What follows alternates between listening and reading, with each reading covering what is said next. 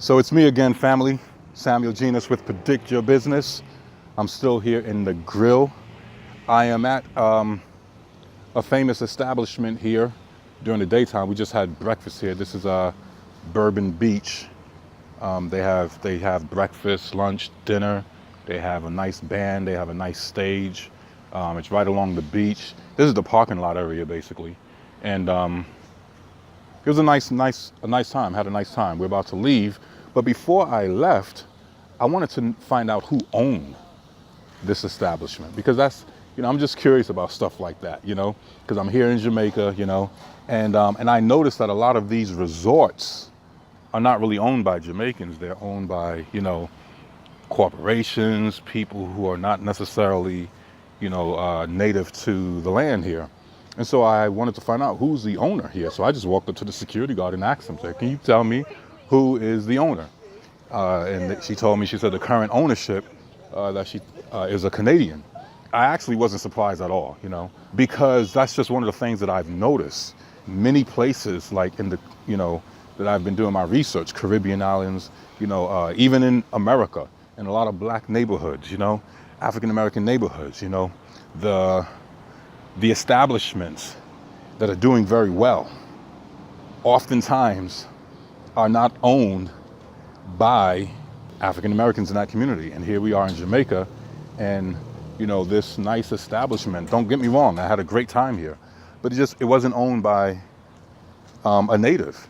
And the reason why that means so much to me, the reason why I think about stuff like that, because for the most part, Jamaica, it definitely is not a third world country, but Jamaica has some economic setbacks. There's some economic challenges here in Jamaica, a lot. When you just drive through, you can see it. You go through certain neighborhoods, you can see it. The exchange rate for the American dollar is like 100 and, the place that I went to get the exchange, I was able to get $121 Jamaican dollars for one Jamaican dollar, for one American dollar. So that's just to show you that that's a problem. You know what I mean? I'm under no illusion. That's a problem. When I could bring one American dollar, and that's equivalent to 121 Jamaican dollars, I already know there's an economic problem. Because you go to any of these other countries that are doing very, very well, the exchange rate is not that drastic. All right. I just want you to know that. The reason why I think it's like that, and I could be wrong, but I really believe a lot of it has to do with, entrepreneurship.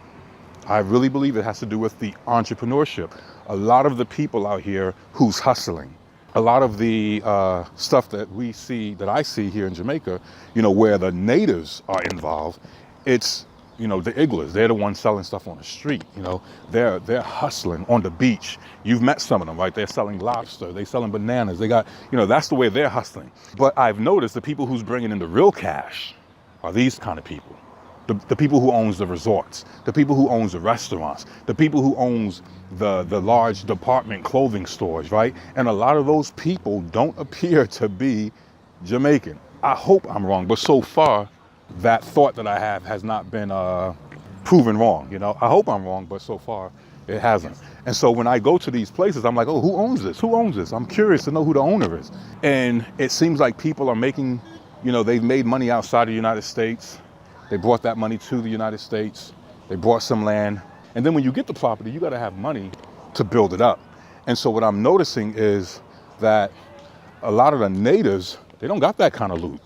Minimum wage, from what I've been hearing, is somewhere like, I could be wrong, but it's somewhere like $50 a week, 50 American dollars a week. And of course, there's Jamaicans making more than that, but it ain't like people are out here making $1,000 a week. That's not the average. They're not out here making $500 a week. That's not the average. They're not out here making $300 a week. That's not the average Jamaican. They're probably making around like 300. Let me find out. My brother-in-law Dean, he reads a lot, so I always got to pick his brain. What did you say the average income is, like on a monthly basis, for the average Jamaican in American dollars per week or per month, either one? In American dollars, $6,250, so that's like $200 a month. So roughly $200 a month. That's like the average monthly income for the average Jamaican. Yeah, that's minimum wage. there's some economic challenges here, and it seems like the people who's making the most money is the people who are able to do this, you know. And don't get me wrong, like I said, this is a nice spot here. We had a lot of fun. And most of the people that they hire here are Jamaicans. So, but remember, I did another video. I talked about ownership versus running the business. So, you know, you got a Jamaican security guard, you got a Jamaican waiter, you got a Jamaican chef, but guess who owns it? A Canadian. I hope y'all getting my point, because this is like some of the things that I'm trying to educate y'all on. It's not about who's running this stuff. It's not about who's working here. It's about who owns this stuff, because they're the ones making most of the money. So that's what that's what I want you guys to understand. These places are nice, but you and I have to get it in our head. How do we own this? How do we get a piece of this? And for those of you who may be Jamaican, who's watching this video, I hope you can understand that the way that you get your economy up is by educating yourself, by having a really good game plan, by expanding your network. You know, you may have to connect with some, you know, African Americans, right? You know, you may have to connect with somebody like me who can bring some American dollars down here to, you know, be able to get property in Jamaica so that you can begin to establish beautiful locations and business enterprises where people will come to you, right? Where the tourists will come to you, where the locals will come to you. Because the people who owns these kind of things, the department stores, the gas stations, they're the ones making the wealth. And now they're hiring you. They hire Jamaicans, you know, at minimum wage and stuff like that. You ain't getting the largest piece of the pie. That's the whole point I'm trying to make. And so I want to encourage you to own. I want to encourage you to, when you walk into a hotel, try to find out who the owner is. When you go someplace nice that you enjoy going, right? Because I really had a good time here. And I just was like, man, who owns this, you know? I'm interested in the entrepreneurial story. So don't get me wrong. I love to see people crush it in their business, whether they're white, whether they're black, doesn't matter who they are. But because I happen to be in Jamaica right now, I'm used to the white success story, right? I'm used to that. We see it all the time, right? We see white people crushing it in their business all the time.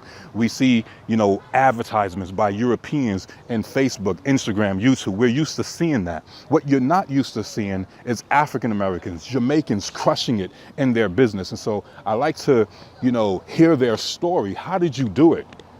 You know, how did you get there, you know, with all of the challenges that you had to face? Because, you know, Jamaica is a rough economic place. You know, you have to survive. There's no Social Security here. If you're trying to survive, you gotta hustle. It's a completely different environment. You have to focus on, you know, who owns this stuff. I'm curious on who owns this stuff, and I'm particularly curious when I see ownership by African Americans, ownership by the locals, ownership by Jamaicans, ownership by Nigerians, ownership by the Bahamians, you know, to see them owning stuff in the city, in the country that they were born in. I'm very interested in that, because so often the wealth, the major wealth that's being made is not being made by the locals. And so I'm like, man, how do you get the locals to start operating at this level? You know, I noticed that these plush spots, these spots that's getting all this money, it's not owned by the locals, you know what I mean? And then when you get around the locals, they out here hustling hard, man. The locals are out here like hustling on the beach selling bananas. They out here at 11 o'clock at night selling chicken dinners. Meanwhile, Canadians are coming here buying the buildings and creating a whole shop, which is crazy because they actually create an audience for the locals to come to. Now the locals can come here, so there's still some benefit. You know, I can't get mad at the Canadian. The Canadians, they crushing it. They like, yo, I saw an opportunity, I'm gonna take advantage of it. I'm gonna make money in America, I'm gonna make money in Canada, and I'm gonna come over here to a place that has clear water, you know, and I'm gonna turn it into a resort spot. I'm gonna turn it into a tourist spot, and I'm gonna make money for me and my family. I get it. I'm not hating at all. All I'm saying is we gotta be wise enough to get in the game too. You know what I mean? You know, we gotta be wise enough to get some property along the water, you know what I mean? And create a little bed and breakfast, create a little restaurant, create a little, you know, cocktail spot where they got some nice music, a nice lounge. That's all I'm basically saying. We got to get in the game. Stop complaining, stop crying, stop getting mad at somebody, and basically learn. Like I tell people, learn from that Canadian. How did you do it? Right? Some of you are in America right now. You can come out here and crush it. You know what I mean? You may not be able to crush it in America. Sometimes you got to do business in another location, right? Perhaps America right now is not the place for you. It could be. right? But perhaps some of the things you're trying to do, you might do a better job in another country. That's why you got to get your passport and do some things, and travel and see what other opportunities are around. All right, that's all I want to share with you. I got so much on my mind right now. I'm just trying to spit it out so you can get inside my head and see what I'm trying to bring to the table. I'm trying to motivate and provoke some really good discussion. So when you get around your parents and your in-laws and your cousins and you're going different places, you have something to really think about, something that you can talk with others about and perhaps come up with a great idea.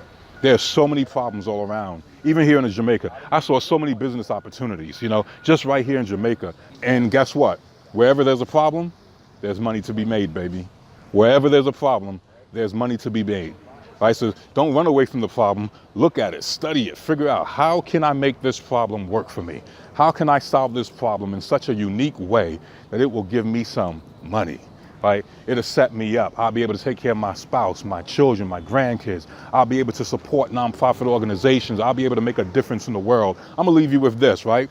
I heard, I think his name was Caleb Maddox. He's about 17 years old. I think I said this before, but I'm gonna say it again because it's worth repeating. He said, I'm gonna make a difference in the world. You wanna know why? Because I'm different, baby. Yeah, I'm different. Some of you haven't even heard people talking like me. You know what I mean? Be like, yo, that dude, he's talking some stuff. Yeah, share this video because what I'm talking about is real.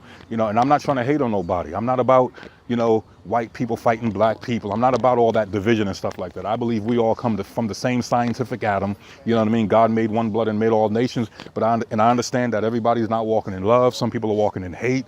You got black on black crime, white on white crime, Canadian on Canadian crime, Russian crime, all that. So I'm not even here to have that kind of discussion. I know that every human being has the possibility to do something stupid. Every human being has the possibility to bring down their own community. Every human being has the possibility to be an idiot, right? Yet at the same time, every human being has the opportunity for greatness, for love, and for peace, and for humility. And that's what I'm promoting, right? I'm promoting, pursuing your dreams in a legal way, in a way that won't hurt anybody, doing it in a way that will honor God and honor each other. You know what I mean? That's what I'm talking about. So I think that's all I got to say. Click on the link below, right? Click on the link below, sign up for UShare 360 back office, where you can manage your contacts, manage your website, manage your e-commerce, manage your email campaigns, your marketing funnels, manage your projects, and manage your billing. You can do all that from this platform. So click on the link below. This is not a free trial. You get free access to this software, so you don't have to worry about breaking the bank. It's free to get started, and as your business grows, that's when you start paying. So you don't have to worry about jumping into this and then jumping out of it because you don't have enough money. No, when you start making money, when your business starts growing, that's when we start charging you. So click on the link below, sign up for UShare 360 back office, and let's make this money. My name is Samuel Genus with Predict Your Business. I will see you in the next video. Take care.